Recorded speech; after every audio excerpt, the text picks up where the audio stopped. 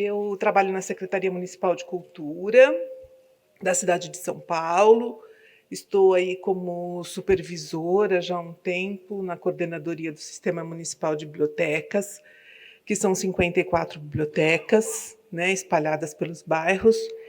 E sempre me envolvi muito com a questão de ação cultural nas bibliotecas. E sempre fiquei pensando, assim, sempre penso muito que as bibliotecas, elas são para as pessoas, né?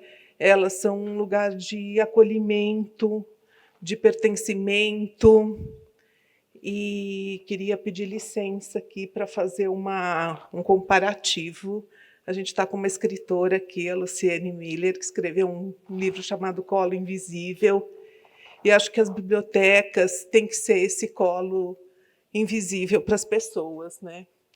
E quando nós retomamos aí, naquele momento, né, que a pandemia não estava tão complicada, eu fiquei pensando o que a gente poderia fazer para realmente acolher as pessoas, né, para que elas tivessem esse colo, para que elas pudessem retomar, né? Acho que todo mundo precisou retomar. E eu sempre gostei muito de perfumes. Eu acho que perfume vai muito além do que só um ato de consumo, né? Para mim, o perfume tem muito a ver com o nosso estado de espírito, como nós estamos, como nós podemos nos transformar através de um aroma. E eu sempre penso que as ações culturais, elas são como um fio condutor nas bibliotecas, sabe? É um fio que vai te levar a inúmeras possibilidades. E sempre penso também que a ação cultural é meio... Não sei porque eu sempre penso que é um sorvete de creme. Para mim, sorvete de creme é um negócio meio assim, sem graça, né? Você falava, tomar um sorvete de creme, tem tanto sorvete hoje, né? Sorvete de, sei lá, manga com manjericão, Ferrero Rocher e o creme, né? Mas ele é uma essência que permanece e que, dependendo do que você coloca nele, ele vai adquirindo vários formatos e pode se transformar numa sobremesa maravilhosa, né?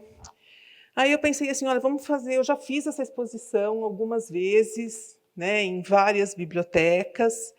E eu pensei, vamos falar de perfume, né? Porque perfume pode ser leveza, pode ser acolhimento, pode mudar o estado de espírito das pessoas. E a gente pode mostrar as bibliotecas públicas para um público diferente, né? Através de uma parceria com a iniciativa privada. Então, eu tenho uma coleção de vidros de perfumes vazios, que tem mais ou menos uns 1000 vidros, que ficam todos amontoados na minha casa, né, porque eu moro num apartamento. Mas tem uma pesquisa sobre a história do perfume, e que fala, né, do perfume no mundo, da perfumaria no Brasil. E, a partir disso, a gente consegue ir trazendo vários públicos, né? Porque, quando você fala de perfume, você fala de alquimia. Nós temos uma biblioteca temática em ciências, que é onde a exposição foi realizada. Quando você fala de perfume, você fala de marketing, né? Você fala de mulheres que trabalham, que sobrevivem às custas de venda de perfume, você fala de empreendedorismo, você fala de design de vidros, né? Dá para você puxar um monte de coisas. Então, a ideia foi essa, né? Trazer o perfume como um fio condutor que pudesse trazer uma série de assuntos e também que não poderia deixar de pensar no manifesto da Unesco, das bibliotecas públicas. Vamos ver se eu me entendo aqui com esses botões. Não, não me entendo. Ah, pronto. E... Não. Passou, né? Pronto. Ó. E queria falar para vocês, assim, a gente conseguiu, nesse um mês, ver que a gente teve um aumento de 30% no público da biblioteca, e um público super diferente. A gente conseguiu fazer parceria com 6 empresas, a Avon, a Água de Cheiro, a Jequiti, a Rinodê, a Fragran e a Paris Élysée, tá? Todas essas empresas nos mandaram perfumes para que as pessoas pudessem experimentar, então nós montamos ilhas de experimentação, né? Eles nos mandaram amostras, inclusive, antes que eu esqueça, né? Já pedi para a Lu me ajudar aqui. Lá no credenciamento tem amostras de perfumes para todos vocês, tá? Que a gente conseguiu trazer. E nós fizemos também algumas conversas no decorrer da exposição com esses executivos dessas empresas, né? Tanto da Água de Cheiro quanto da Paris-Élysée. Fizemos um laboratório olfativo, onde as pessoas puderam construir seus próprios perfumes, né? Então, são todas experiências que a gente vai agregando para realmente fazer uma ação cultural que possa fazer a diferença, para que não precise ser o sorvete de creme, sabe? Seja um negócio que faça a diferença. A gente precisa ser diferente, né? Não diferente no sentido de ser melhor, não é isso. É diferente no sentido de possibilitar uma vida melhor para todo mundo, enquanto pessoas e enquanto bibliotecas públicas, né? É claro que também não dá para não atrelar a Agenda 2030. Então, tem 3 objetivos aqui, né? O 3, que é o saúde e bem-estar, o 5, que é a igualdade de gênero, e o 8, que é o trabalho decente e crescimento econômico, tá? Que a gente conseguiu atrelar, porque a indústria da perfumaria é uma das indústrias, a brasileira é uma das mais fortes no mundo inteiro, umas que mais geram emprego para as mulheres, né? E se a gente começa a buscar aí um monte de coisas, por exemplo, a Avon, quando o cara que criou a Avon, ele era vendedor de livros, né? Ele vendia livro de porta em porta. E aí, o que ele pensou? Acho que eu vou dar um brinde para as pessoas que compram mais livros. Aí ele começou a fazer uns perfumes caseiros, que ele dava de brinde para quem comprava mais livros. E aí ele criou a Avon, né? Mas a história dele é uma história de livro, de literatura, né? E aí, gente, só pensando um pouquinho, né, na ação cultural, como a gente pode trazer a questão das soft skills, né, que hoje são tão importantes no desenvolvimento profissional, tá? Para que a gente possa realmente valorizar. Então, é como você enxerga, né, habilidades diferentes na tua equipe. Eu não fiz isso sozinha, eu fiz isso com uma equipe que trabalha comigo, né?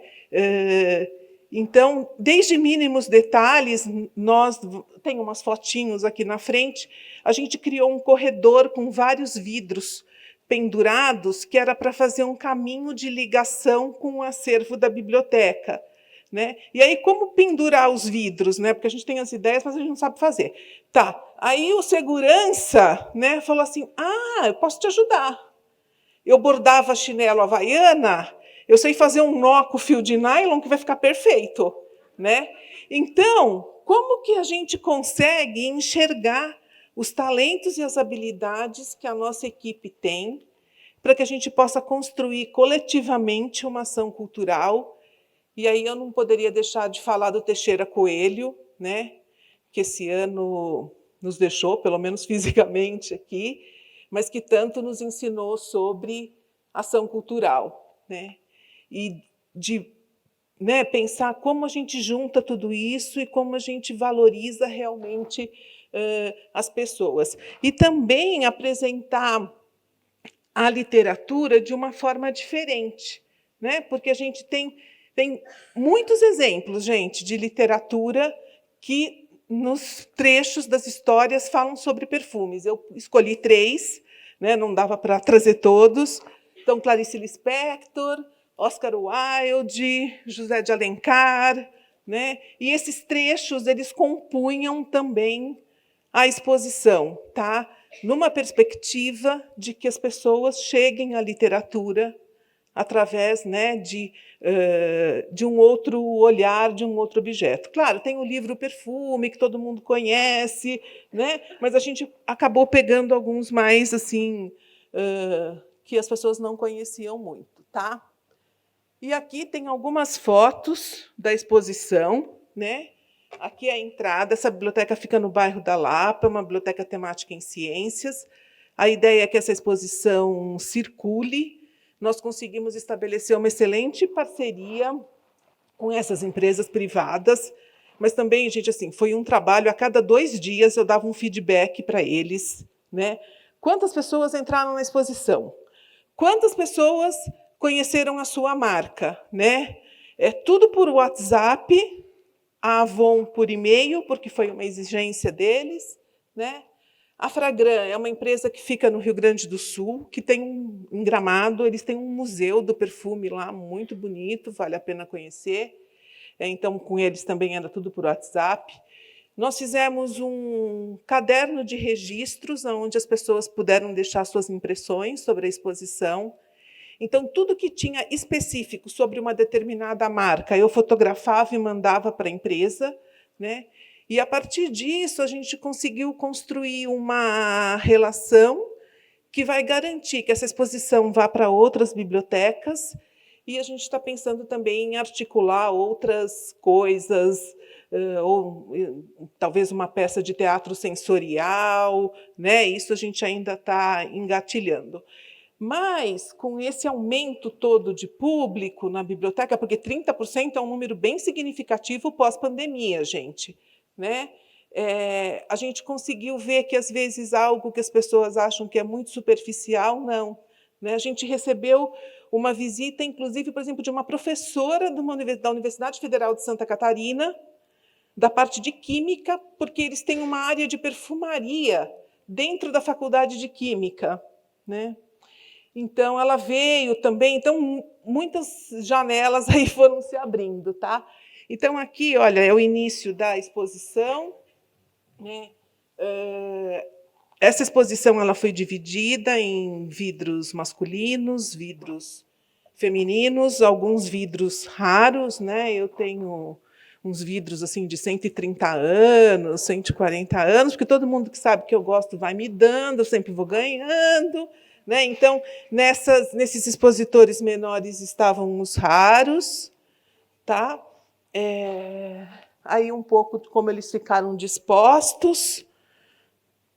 Os livros todos que a gente expôs, a gente também conseguiu conversar com várias editoras que tinham livros e que nos enviaram, né? Nós fizemos os marcadores de página, que também estão aí junto com as amostras de perfumes para vocês. Aqui, olha, é o diretor-geral da Água de Cheiro, o Olindo Caverzan Júnior. Ele tem 3 livros publicados, inclusive, muito bacanas, sobre perfumes. E ele foi fazer uma fala sobre a arte da perfumaria e foi fazer esse laboratório olfativo, que foi muito legal. Aqui é a Patrícia, que é a diretora comercial da Paris Élysée. E como a gente vai descobrindo coisas, né? A Paris Élysée traz os perfumes da França por um preço muito acessível. A gente falou até de código de barras na conversa com ela, né? E foi bem interessante também. A Jequiti, né, que também foi assim, um grande sucesso entre as crianças. A gente trouxe alguns grupos de crianças de abrigos para visitar a exposição, né? Acho que é uma exposição que te permite ter pessoas, né? A gente, desde uma arquiteta que veio de Milão para ver a exposição, brasileira, mas que estava morando em Milão, até as crianças dos abrigos, né? E que faltaram se estapear lá por causa dos perfumes dos times de futebol, né? Teve até choro, porque um passou do Palmeiras, mas era corintiano, não sei, lá, uma confusão. Mas também, né, pensando como as marcas têm características diferentes e como a gente pode atingir todos os públicos, né? Sim, estou me retirando. Aqui é a Renaudê, ao lado vocês estão vendo uns perfumes que são de uma perfumaria árabe, uma perfumaria de nicho, né? Os árabes têm uma visão muito espiritualizada do uso do perfume, então são alguns vidros que também foram cedidos para a exposição, eles têm pedras. Aqui é a Avon, né? E aqui, olha, é onde a gente fez, isso é um corredor que sai do saguão, onde estava a exposição, e que dá acesso ao acervo. Então, nós criamos, né, com essas estruturas metálicas, um caminho para as pessoas percorrerem, né, que são os perfumes que ficaram pendurados. Acho que é isso, gente. Acho que foi uma experiência que a gente conseguiu trazer vários assuntos, mudar a impressão da iniciativa privada com o equipamento público, trazer públicos diferentes para a biblioteca, deixou todo mundo perfumado. E uns reclamaram, uns lá que tinham alergia, mas no final a gente contemporizou. E é isso. Obrigada, gente.